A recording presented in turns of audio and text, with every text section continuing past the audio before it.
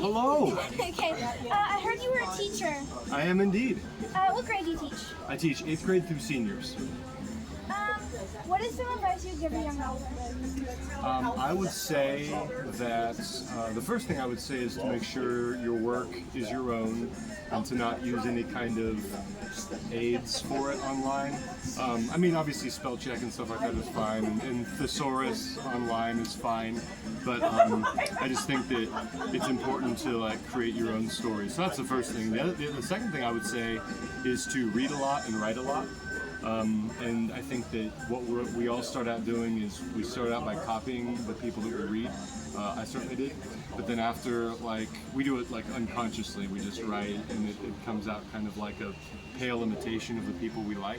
But then eventually we start to develop our own style. So by reading a lot, we develop that internally, and then if you write enough, then that starts to come out and be expressed in your own work. And then eventually, they say after you write 1 million words, then you find your own voice. For me, it took like 1.5 million, but I eventually got there. How do you feel about writing a book in the Stephen King universe? That is one of the greatest honors of my life. Yeah, he was the guy that got me into writing. I love Stephen King and owe more to him than I could ever repay. So to be able to work in one of his like worlds is an absolute just dream and honor. Which one of your books would you recommend to read first? Yeah, I mean, like one that's here is Children of the Dark. I think that one is a really, really great place to start.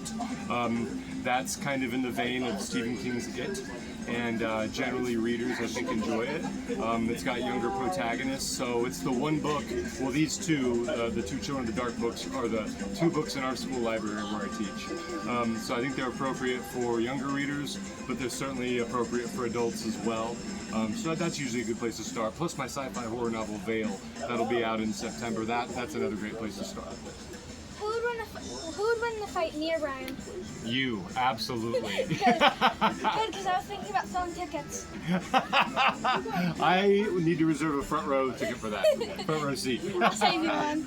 Absolutely. What would you do if you were on a walk and a white van pulled up to you and it was filled with a bunch of monkeys?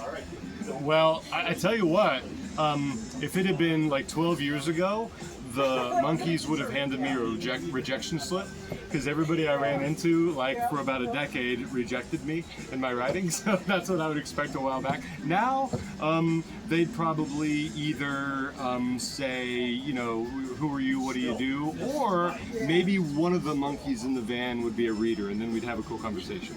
That's it. You did an awesome job. That was fantastic.